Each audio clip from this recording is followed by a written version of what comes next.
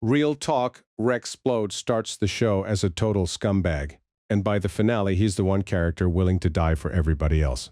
That glow up right there might be the best written arc in the entire show. And today I'm breaking down exactly how they pulled it off. Obviously, full spoilers for all 3 seasons, you've been warned. Let's get into it. One thing that makes Invincible different from other superhero shows is how much love it gives its side characters. Mark's the main guy for sure, but Eve gets her own episode. Alan, the alien, gets half an episode. Everybody from Amber to Debbie to Rudy gets their moment in the sun. But out of all of them, Rex Splode might be the single best written character on the whole show. From day one, Rex is consistent. A wisecracking motor mouth who's arrogant, disrespectful, and abrasive to literally everybody, even the people closest to him. His backstory's rough too. His own parents sold him off to the government as a kid. They experimented on him and gave him the power to make things explode. Cool power for blowing stuff up. Not exactly built for saving lives. We meet him in Season 1 running with the teen team. During the first Flaxen invasion, Robot has to order him to save civilians, and he does it, but grudgingly. Right after, Eve tells him the whole point is buying time for evacuation, and Rex straight up says his own survival matters more, throwaway line. But it sums up his whole Season 1 arc. Dude doesn't actually know what being a hero means yet. Compare that to the actual Guardians of the Globe in the pilot. First thing they do isn't fight, it's get civilians clear and minimize casualties. Working as an actual team, that's the whole job description. Guardians protect people. They don't just win fights after the Guardians get wiped out. Rex steps up as one of the replacements, and in his first time at HQ, he clocks a random bloodstain on a pillar. Cecil tells him it's there on purpose, a reminder that this new team hasn't earned the name yet. Next episode proves it. The new Guardians beat the Lizard League, and Rex comes back celebrating like he won something. Black Samson shuts that down immediately. Yeah, they won the fight, but innocent people died. Because Rex and Monster Girl were focused on winning their one-on-ones instead of stopping a bus full of kids from crashing. Rex claims there was nothing he could do. Samson calls him out. He could have used smaller blasts on the tires, torn up the road, literally anything to slow the bus so Monster Girl could stop it safe. Samson's right, and it stings coming from a former Guardian who actually gets what the job's supposed to be. Rex brushes him off anyway. Later that same episode, the team saves Samson, Monster Girl, and Mark from Machine Head's goons team effort. Not really Rex's call, but it shows the potential's there. His Season 1 arc wraps up during the Mark versus Omni-Man fight. Samson tells everyone to go save civilians. And Rex doesn't hesitate. No complaints. We don't even see it happen on screen. We just see the aftermath. The team's completely wrecked, collapsed on the floor. But Rex is the one who gets up and wipes away that bloodstain. Finally, they get it.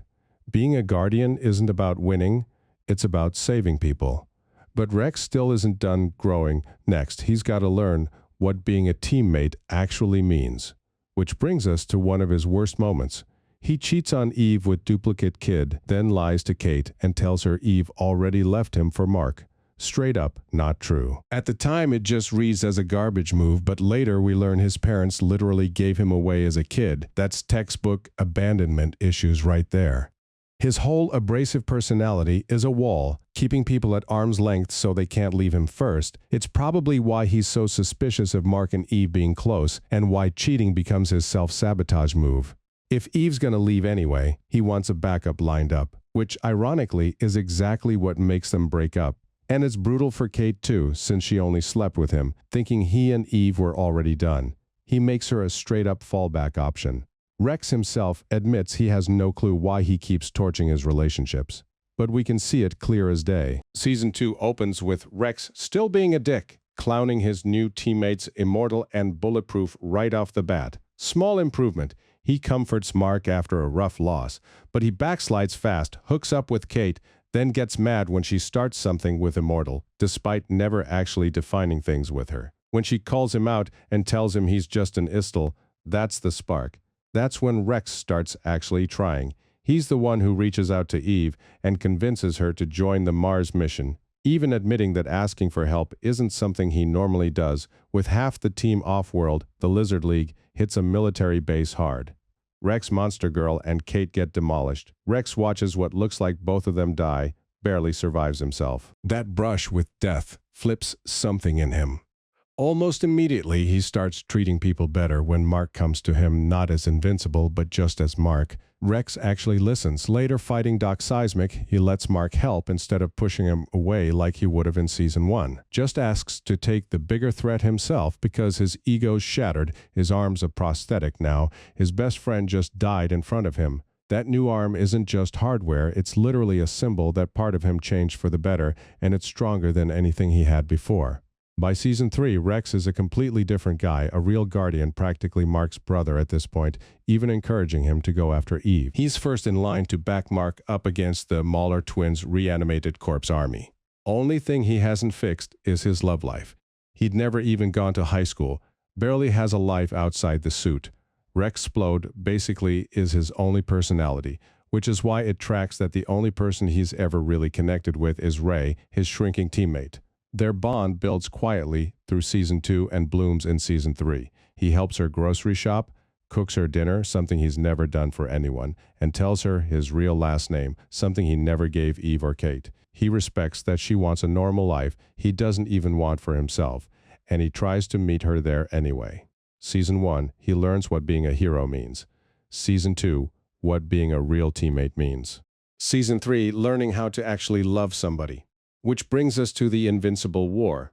We first see him helping Ray move into her new place, checking the neighborhood safe, telling her to stay put when the fighting starts, respecting her choice to step back. Then he runs straight into battle anyway. Later, the not-quite-teen team is getting wrecked by Battle Beast. Amanda's out. Robot's outmatched. Bulletproof's barely hanging on.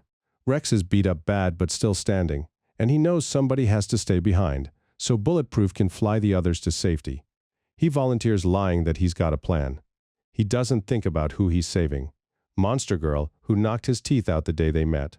Robot, who he raged at for stealing his DNA. Bulletproof, who he mocked on sight. And now, he's dying for all of them without a second thought. Before Bulletproof carries the others off, Rex tells them to apologize to Ray for him, a joke on the surface. But really, it means he wants her to know he's thinking of her in his final moment. That's the whole arc, closing the loop, not protecting himself like with Eve, not chasing pleasure like with Kate. For the first time, it's genuinely about someone he loves. In the final stretch of the fight, he throws everything he's got, coin bombs, stone bombs, his own goggles, even the floor, and it's still not enough. So he pulls his last card, his own skeleton turned into one final explosion.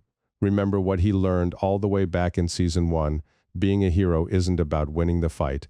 It's about saving lives. And here, for the first time, he chooses somebody else's life over his own. No hesitation. He goes out knowing he saved his friends, knowing he was worthy of being loved, and knowing exactly what it means to be a hero. That's why Rex Splode's entire arc is nothing short of invincible.